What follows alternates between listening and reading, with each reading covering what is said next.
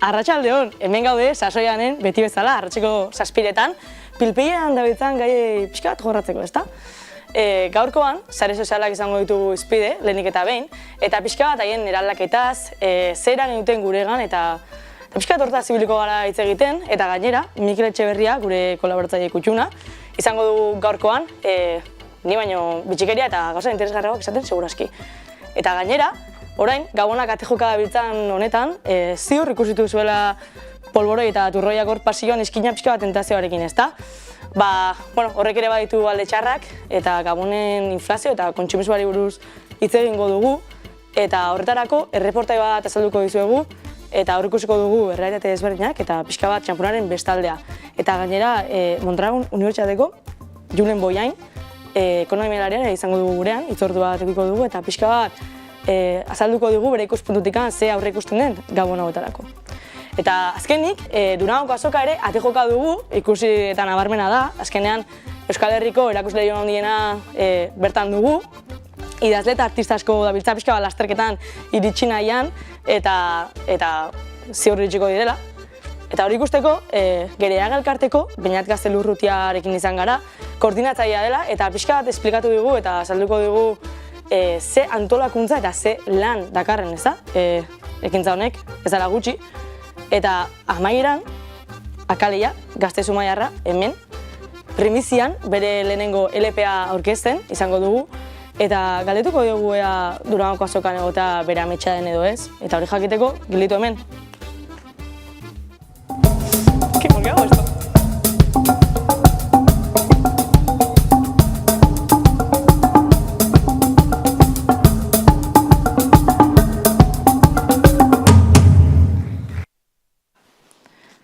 Gaur egun, sare sozialak pertsonen funtsezko aplikazio bilakatu dira.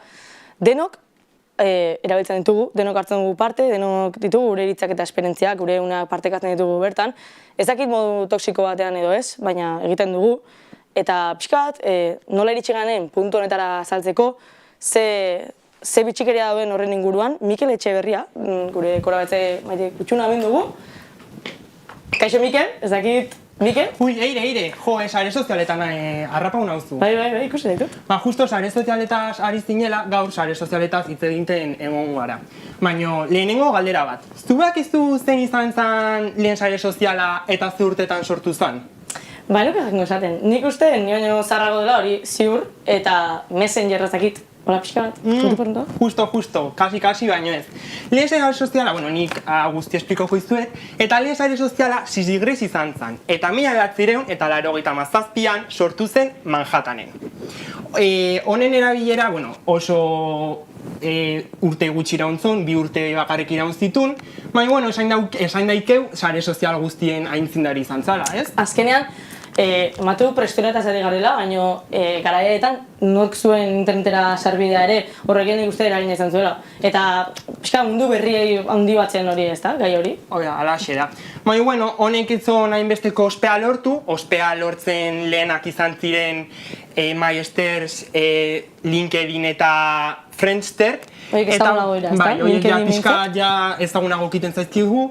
Eta, hauek izan ziren lehenak ospea lortzen. Baina, boom hori ematen lehenak izan zienak, eta aurrera pauso hori ematen lehenak izan zien Instagram, Facebook eta WhatsApp. Eta, hauek lortu zuen ospea azken baten, edukiak erreztasun handiago zabaltzeko aukera ematen zutelako, eta irudiak eta bideoak zabaltzeko, sarean zabaltzeko aukera handiagoa ematen zutelako. Bai, nik esan dezaket, hor Twitter eta tartean dauden horiek nire favoritoa dela eta kriston engantzea dut, eta nago egunero ordu pare bat sartzen dizkio. Bai, ni YouTube eta Twitterren baita, baina Facebook pixka jazarra galditu zaigu. Bai, ni Facebook, nik badakin nire amamak Facebook deitze diola, eta nizbeika, ikusi duzu Facebook zen, eta bai, nire kasun baita nire etxen nire gurasok eta erabiltzen du Facebook, ja gazten arten ez da asko ikusten, ja galdutan zozera. Eta gero ia belaunaldi bat ia markada bat beranduago iritsi zien Instagram eta WhatsApp. Eta hauek baita bain zuen beralako mezularitzaren aldeko apostu bat, eta hauekin komunikatzea.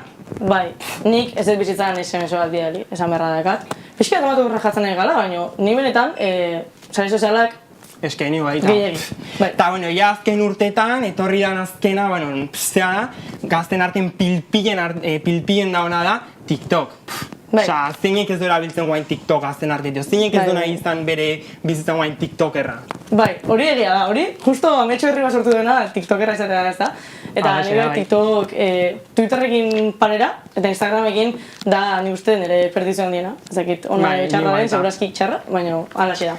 Ba guain, kaleatea gara, eta ineu kale inkesta bat. Jende gaztek, sare sozialei zera bilera ematen dien ikusteko, eta egunean zen maiztasunarekin erabiltzen duten jakiteko. Sartu bideoa. YouTube, WhatsApp eta Instagram. Instagram eta TikTok eta Telegram. WhatsApp eta Twitter. Instagram eta WhatsAppa, jazta. WhatsAppa eta Instagrama esango neuke. Eta Pinterest be bai. Bai. Oraingoan Bilbon gaude, jendeari sari sozialei buruz galdetzeko. Interneteko estatistikak badute bere hitza, baina gu badazpadan kalderatera gara, jendearena aurrez aurre entzuteko. Ikus ezagun zer esaten duten. Azken datuen arabera, 2008ko kuarentenatik gaur egun arte, gazteen arteko sare sozialen erabilera 70% igo da. Erabilerarik ohikoena informazioa eta gizarte harremanak bilatzea da. Dena den, nola kudeatzen dute denbora euskal gazteek? Nire kasuan gehienetan Instagram laguntzen dit errealitatetik ateratzen eta zerbait gertatzen bada munduan nik ez dut asko ikusten telebista, orduan gertatzen dena ikusten dut, enteratzen nahi sortik. Entretenitzen dozt, eta baita ere, ni deportista nahi eta hori, eta batzutan tipo entrenamendu motak ikusten zu eta hori, algo aprendes. Nik erabiltzen dut etxan azpertutan hauenean, eta lagunak gotzen da zen gauzak ikusteko, eta beste irko ez. Bataz beste, gazteak egunean 4-7 ordu bitartean egoten dira sare sozialetan, eta askotan hori arazo bat izan daiteke. Sare sozialak gaizki erabiltzeak ondorio txarazko izan aldituelako. Eta uste dut 7 ordu. Asko. Bai, 7 ordu. Asko. Egunero. Bai. Nik uste dut, ez dakite zifra zehatz bat jartzen, baina beharko nukena baino gehiago, hori badakit. Ziberbullyingarekin, jarretu dutela hainbat kontuekin, eta hori baia da, edo norkein aldezakela. Nik ikusten dut talde negatiboa, sobre todo jende txikiagoak dizenak eta hori ja sartzen diez sin kontrol dozetara, eta geroan arazoa. Bueno, Mikel, nik uste nahiko horri gelditu dela etxegin duguna ez da? Gaztek zenbat sare sozial erabiltzen duten 7 orduan, pixkat arrituta dut naiz, horretzen ditugu 7 ordu, jendek zenbat motatako sare sozial erabiltzen dituen, eta zenbat motatakok daren. Baina, bueno, ni guain datuta jungo naiz, eta Espainiako gobernu kintzon kale inkesta baten, galdetegi baten bitartez, esaten da, 48% esan zon, sare sozialek beraiengan onarpen handiago bat ematen diela. Eretzako hori kuriosa da, egun sekula pentsako gazteen artean zerbait positiboa sare sozialak, azkenan igual ematen diguen mezu hori da ere bai, baina nik uste onarpen handiagoarena ez dakitan modu toksiko batean, azkenean denok eman nahi dugun itxurarekin onarpen bat bilatzen dugula edo sare sozialetan, ez dakit horre usten dut, baina. Baina, hala ere, ikusten ez du portzentai gaian duten erantzunek dela adierazpen hobetu bat eta inguruarekiko informazio handiagoa emateko balio dutela sare sozialek. Bai, hori ere kuriosa, horrek igual zentzu gehiago du, ezta? Bai, nik uste bai, honek zentzu gehiago lehenengok ez duen hainbesteko zentzu, baina, bita hirukoak, bai. Baina, dena ez da larro eskolorekoa, eta sare sozialek ere baituzte bere kalteak eta beraien alde txarrak, eta, ikusten duzu, jende gehienak, sare sozialen bitartez, ikasketak kalteatzen dituztela, beraien etxeko lanak itean eragina du, azterketa baterako ikastea, horrek eragina du. Eta gero, beste eguneko 13ak bere eguneroko jarduerak izan kirolak, extraeskolarrak, partikularrak, eteten ditu sare sozialak o teknologia orokorrean erabiltzaren truke. Bai, azkenean denbora asko kentzen dugu, igual ez gara konturatzen, baina bideoan ikusi dugun bezala 7 ordu hori zer da, egun erdi bat, agian? Eta gehiena gehaola, nik uste. Bai, nik bintzat... Daukegu engantxe bat gaur egun, ez dakizu naztuko ondo. Horrela da. Eta gero, igual, hemen ateratzen ez diren datu batzuk, baina ziberbullyinga eta horrelako gauza ikusezinak igual hemen ez daudela, baina hor daudela, berez. Hori beste atal batean azalduko dut, baina bai. Oso ondo. Esterik gabe ire, hau da gaurkoz komentatu beharreko guztia, eta aurrengo asteazkenean hemen izango naiz beste gai bati buruz hitz egiteko. Eskerrik asko, Mikel, benetan, oso datu gutxiak eta interesgarriak. Eta, bueno, gu gaurrera jarratuko dugu, eta beste puntu batera egingo dugu salto, gabonak, ate joka ditugu, eta honekin batera, kontsumismoak eta prezioen gorakada bat nabarki ikusi ezakegu, eta ziur guk ere poltsikotan igartzen dugula. Publizitate kanpaina asko daude, iragarki ezinguraturik gaude, eta horrek guregan badu bere eragina, eta horregatik batzuk gehiagi dute eta bestatzuk ez dute hainbeste. Orduan, errealitate pixka bat ikusteko hori, erreporte bat dugu, zuetzako, eta sardeia. 2005-tik gaur egun arte, kale egoeran dauden pertsonen kopurua gora egin du. Espainiako Estatistika Institutuak emandako azken datuen arabera, Espainian 30.000 pertsona inguru kale egoeran bizi dira. Baina, uste da gehiago izan daitezkela, bakarrik hartzen baitira kontuan, laguntza zentroetara juten diren pertsonak. Euskadin, 1.000 pertsonetatik, 315 kale egoeran bizi dira. Horregaitik, gaurkoan bizitegi elkartearekin elkartu gara.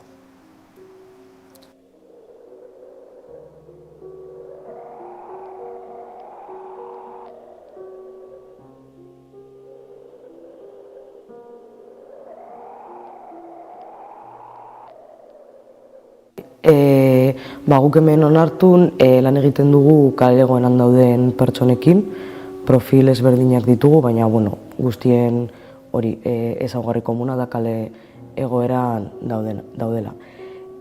Guk hemen oinarrizko beharrak asetzeko zerbitzu espezifiko batzuk eskaintzen ditugu, hala nola higiene hori beharra asetzeko garbigailua eta guk deritzoguna bebai kafe kalor, eta aldi berean gizarteratze prozesuei hasiera emateko aukera ere eskaintzen dugu. Apur bat bilatzen duguna nahiko labur esan da, izango litzateke pertsona hauek erreferentziazko espazio bat izatea.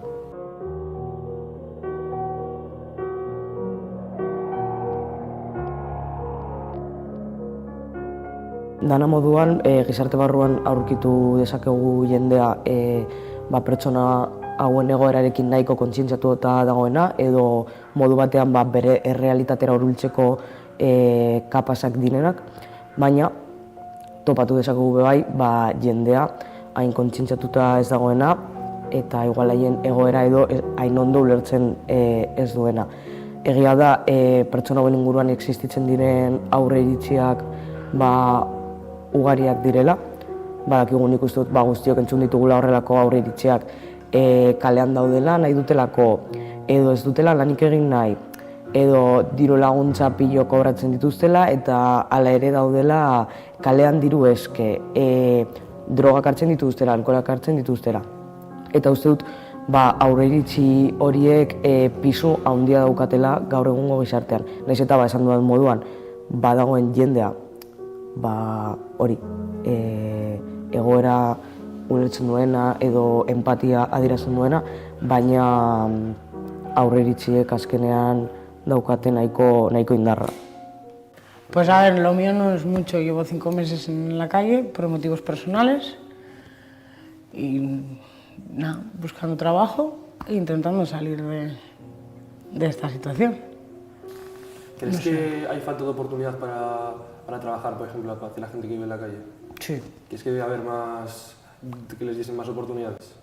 Sí, porque ya están etiquetados. Si han sido toxicómanos, ya están etiquetados como toxicómanos, ya tienen el sello puesto. Entonces eso ningún empresario lo va a hacer, ni nadie. Hay que ser realistas. ¿Cómo se vive en la calle con el frío y con la gente? Sobre todo la lluvia. La lluvia da mucho miedo, porque como se te moje todo, la has liado. Pero problemas... Yo es porque estoy en una tienda, entonces tengo la gran suerte de haberme podido coger una tienda de campaña. Estoy apartada de la civilización, digamos, no molesto a nadie, nadie me molesta a mí. Y yo, dentro de lo que cabe, estoy bien, estoy caliente. Yo duermo caliente. Pero otros no, otros están a la intemperie solo con un saco. Y eso tiene que ser difícil. Bien. ¿Crees que, por ejemplo, ahora que se ha puesto muy de moda, sobre todo en las zonas más turísticas del centro, poner este tipo de arquitectura que es para que la gente no se pueda tumbar, por ejemplo, donde está cubierto y tal? ¿Qué opinión te merece eso? Que eso hay que tener mala leche. Porque hay en sitios, por ejemplo, yo he visto zonas que por ahí no pasan ni las ratas y que te pongan eso, si solo es para dormir, es para no mojarte. No sé, es que hay cosas que están a mala leche.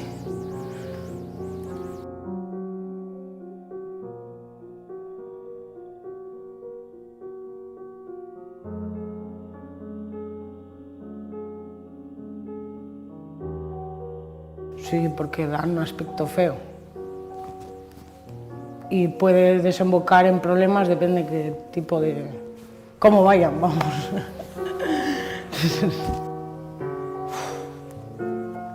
Desde la sociedad, ser más comprensiva, pararse a hablar un poquito más.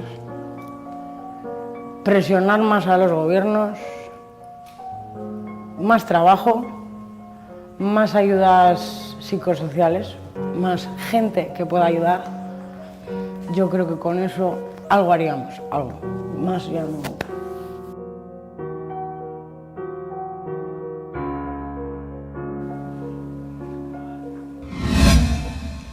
Bueno, interesgarria bezain gorra bideo hori. Eta kontuan izango dugu esan duten dena, hori ere errealitate bada eta gertatzen da, eta kontuan izango dugu. Bueno, orain, kontsumisoarekin tiraka, ekonomialari batekin hitz egingo dugu, Julen Bollain, Mondragon Unibertsitateko irakaslea da bera, eta pixka bat kontatuko dugu inflazioari buruz esateko duena. Ez dakit, Julen hor dagoen, bideo deia. Kaixo, Julen, ez dakit? Kaixo. Bueno, Julen, posible duzu azaltzea nola erlazionatzen diren kontsumismoaren goraka eta gabonetako prezio igoera horiek, ez dakit? Bai, bueno, azken finean nahiko erresa da, ez? Kontsumismoa hola ezagutzen dugun moduan, 20. hamarkadan sortu zen estatu batuetan, ez?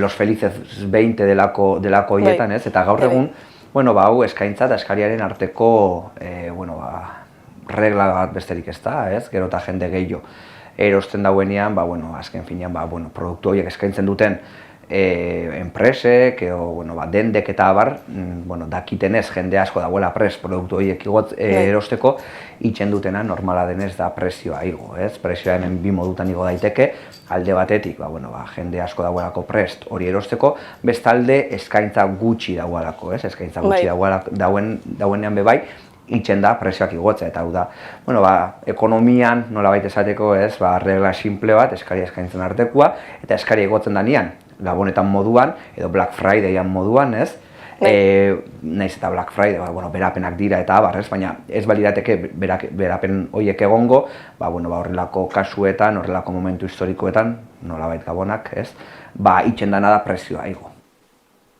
Bueno, zentua esan duzuna, ez da, azkenean, sin negozio nahi demanda esaten dena, eta ez dakit pixka bat, eskaera horiek dudigabe prezioa egotzen dute, eta badakigu nola funtzionatzen duen Black Fridayak, eta hor dauen mito horiek, ez da. Ez dakit, nola eragiten du gizartean inflazio horrek, atejoka dugun gabon hauetan, ez da erraza izaten etxe askotan hau kontrolatzea, ez da? Ez da, Julen? Bueno, azkenean, honi ez genioke inflazioa deituko, ez? Nolabait inflazioa, ez da presioen gorakada puntual bat, baizik eta denboran jarraian dana, ez? Baina bai da momentu bateko presioen gorakada bat, ez? Eta, azken finean inflazioa batzutan deitzen zaio bebai apobreen zerga, ez? Eta guzti hori afektatzen dozku, egia da, ez? Produktuak gero eta garestioago egon, gure erosa ahalmena, gure soldatak edo diru sarrerak igotzen ez badira, txikiagoa izango da, eta beraz, gertatzen dana da, jende asko aprobetxa bitzen dela, eta horrelako momentuetan adibidez Gabonetan, presioak igotzen, gure soldatarekiko, hilabete horretako soldatarekiko, gure erosa ahalmena egia da jeizten dela. Horregatik gero eta gehi ikusten dugu bebai, jendeak alduen neurrian, Gabonetako erosketak aurreratzen hasten dela, eta gero horrelako periodo problematiko bat heltzerako orduan, bere janaria, bere opariak eta abar, gordeta ditu aldez aurretik, nolabait esateko efektu honi aurreratzeko nahian. Bueno, eskerrik asko Julen, interesgarria kontatu diguzun hori. Kontuan izango dugu zenezkizun zanitugun gauza hauek. Azkenean arrazoia du eta nik uste inflazioarena ez dakit mito baden ero ez, baina hor dago. Eta bueno, Durangoko azokari buruz egingo dugu orain, esan bezala, 58. aldiz, irekiko ditu bere ateak, fantasia da izenaren lelopean. Eta horretarako, Mikel, gure kolaboratzaile kutxuna, izan dugu Durangon, Gerediaga elkarteko Beñat Gaztel urtearekin hizketan, pixka bat azaltzeko ze antolakuntza duen, ze dinamika duten, eta zer den Gerediaga elkartea nola ez, salde jabidoa. Gaurkoan Durangora etorri gara. Bihasteren buruan Durangoko azokak 58. aldiz bere ateak irekiko ditu, hemen, landako gunean. Horretaz hitz egiteko, Beñat Gaztel urrutia Gerediaga elkarteko koordinatzailerekin izan dugu hitzordua. Ea ze esan digun.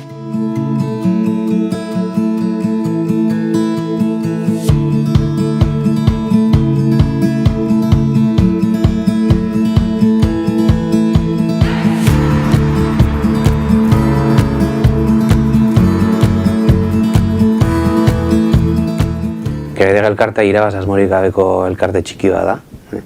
Irabaz asmorik gabeko elkarte txiki bat eskualde mailakoa, baina proiektu nazional bat kudeatzea egokitu zaiona urteak joan da urteak etorri. Eskualderako lanea, baina aldi beran Euskal Herriako proiektu importantea aurrera ateratzen. Bere helburu nagusia Durangaldeko identitatea, identitate historikoa berreskuratzea eta Durangaldeko ondare material zein inmateriala zaintzea eta historia berreskuratzea zen. Ez da helburu horretarako sortu zen elkarte eta zelanez gure ondare handietako bat hizkuntza da, kultura da. Eta Gerediaga elkarteak sortu eta segituan, orduko elkarteko sortzaileei bururatu zitzaien Euskal Liburu eta Disko Azoka antolatu behar zutela. Hor badaude kontu bi, bata euskal kultura bera eta gero bestetik etorkizunaz. Badakigu non egon nahi dugun eta nola egon nahi dugun orduan. Badakigu zein lan egin behar dugun helburu horietara heltzeko. Badaukagu helburu orokor bat eta helburu txikiak markatuta dauzkagu, adostuta dago hori. Plan hori ez daukagu eginda, gizarte moduan esan nahi dute. Orduan oso zaila da esatea euskal kulturan norantz bidean dagoen guk ere ez badukagu gogoeta hori eginda, eta hori herri moduan egin beharko genuke, ez da. Euskara ezagutu egiten da, baina zure bizitzako gauza importantak egiteko erabilgarri izateari uzten ari. Orduan, hizkuntza egoera horretan badukagu gure arteek edo euskaraz egiten diren arteek ze ibilbide daukate, ze hartzaile kopuru daukate.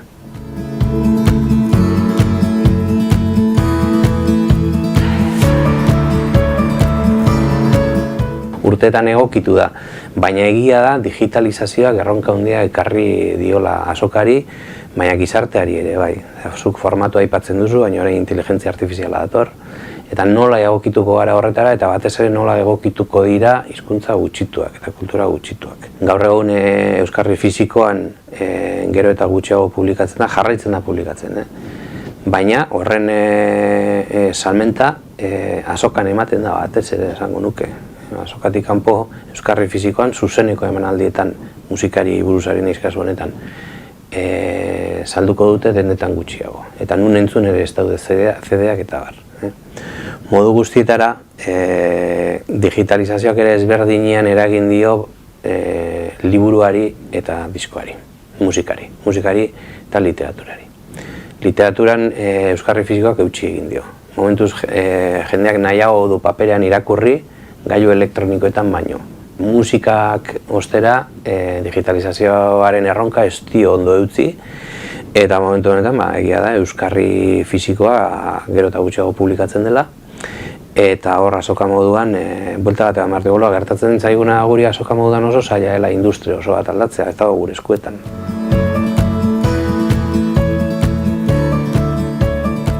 Gurea ez da azoka gai konkretuekin edo genero konkretuekin lotutako azoka bat. Gurea da, ez dakit, fauna eder bat. 20 urte atzera egiten badugu euskeraz komikia oso gutxi argitaratzen zen.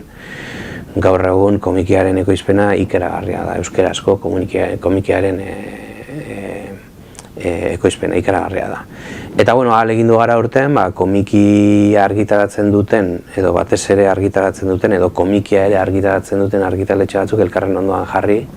Ez guztiak, komikia azoka osoan aurkitu ahal izango da, baina batez ere komikiarekin lan egiten duten argitaletxeak elkarrekin jarri ditugu, eta pasillo interesgarria izango da hori gazteentzako ere, eta nagusientzako ere bai jakina.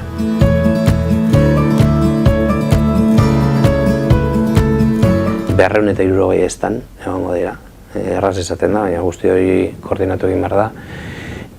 Guztira ia 1000 nobedade aurkeztuko dira, nobedadea da guretzat 2023an, kasu honetan 23an argitaratu direnak, horrek ez du esan nahi horiek guztiak azokarako argitaratzen diren, urtean zehar argitaratzen joan dira, baina horietako asko eta asko udazkenean argitaratzen dira azokara begira. Eta esan dudan moduan, 250 aurkezpen inguru, literaturarekin lotutakoak, musikarekin lotutakoak, ikusentzunezkoekin, familia ikuskizunekin, arte eszenikoekin, eta bar, eta bar.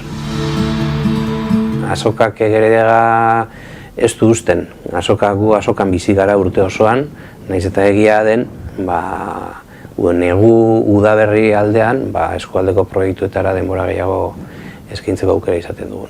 Aipatzeagatik, dokumentazio zentru bat. Dokumentazio zentru oso importante bat daukagu, Durangaldeko gaiak jasotzen dituena, Durangaldeko bisita gidatuak antolatzen ditugu, historia eta ondareari buruzko aldizkari oso mardul bat argitaratzen dugu urtero, esan nahi du, proiektu asko ditugu.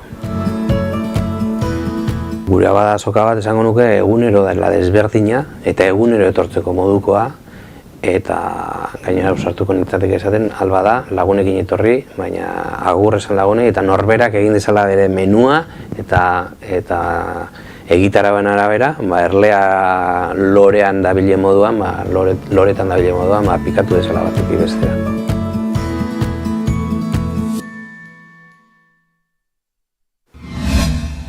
Eta Durangoko azokarekin jarraituz, 17 artistek beraren lanak aurkeztuko dituzte ahotsenean, eta hemen dugu bat, Akaleia, ez dakit, kaixo. Kaixo. Kaixo Akaleia, arratzaldeon, zemuz? Ondo, zuzumuz. Zure lehenengo lana aurkeztuko duzu Durangoko azokan, eta pixka permisian gauda ben zurekin, ez da? Bai, ala, emategu. Eta bueno, pixka bat aurkeztuko zure burua, zuen bat aletan ibilita zaude, aurretikan ere bai, musikenen, pixka etiketa hori dakazu, ez da, musikenekoa. Bai, ja esain beste. Bueno, eta nondikan sortu zen Akaleia nire galdera? Osa, zergatikan proiektu pertsonal bat? Nik aspalditik nikan hola pixkat nahia hori bakarkako proiektu bat sortzeko, baina enduen nahi ere zola fortzatu, azkenean bai eman bertzan, berdezu azkenean jendia onduan ebai lagunduko izuna, eta guain dela urte eta piko eman zan kontekstu bat, nun ikusi nuen jendia pertzeola, proiektu hau nirekin osatzeko, eta pixkat horren arira hasi zen, eta hemen gaude. Ondo. Eta, karo, hain pertsonala izateak proiektu batek, azka bere abantaia eta desabantaiak, ez da?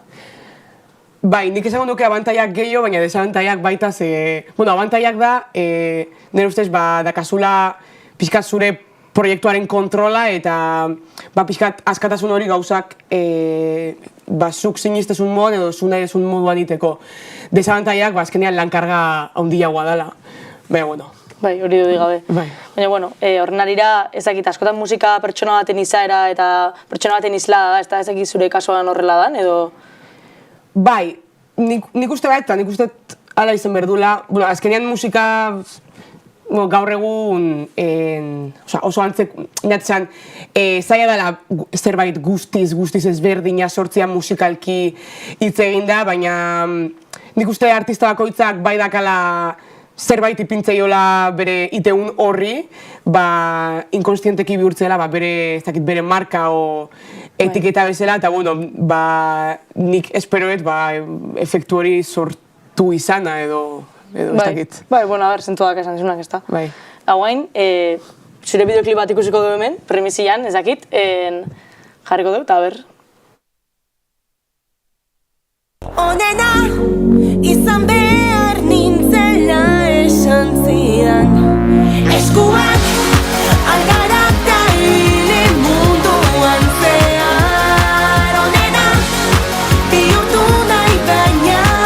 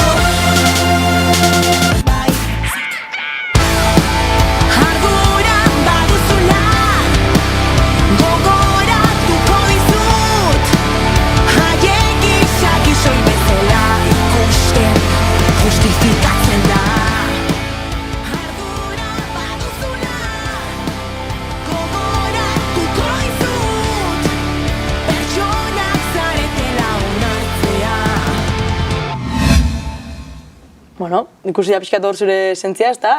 Pixkat kantuen arteko kohesio hori. Eta, bueno, bakitia eta asko jontzeala, ondo loin izeneko lan berria hau iten. Nire galdera da, zen izan den zure helburua hori sortzako orduan, ezta? Bueno, ez dakit oso ondo, azkenian, bueno, baini eta nik uste jende askotan azteala igual olako proiektu bat iten inertziaz. Eta hori, nire helburu, nik uste helburua izan dela gehien bat, bueno, zerbait sortzia ni definitzen nauna, modu baten dugu estian, eta hori, produktu bat edo emaitza bat nun landutakoakin guztua geldituko naiz behintzat ni. Gero ja bestiak guztua gelditzea, beste plus bat, baina hoxe. Bueno, polita da, ez da, eskenean. Hamaz eta gero zure proiektu propioa sortzea eta pixka bat horrekin ibiltzea, bueno. Eta, bueno, Durangoko azokakin pixka bat erlazionatuz, horren goza aurkezten, ez dakit zuretzako ametxo badan, edo zuk esan bezala plus bat gehiago dan horreotia? Bueno, ez dakit, egia da, normalian bai, Euskal Herrian bai dela meta bat bezala hori, eta nik uste bai Durangoko azoka eta bai horrek biltzeun kontekstu guztia bai dela amets bat lehengo presentazio bateako. Bai, bueno.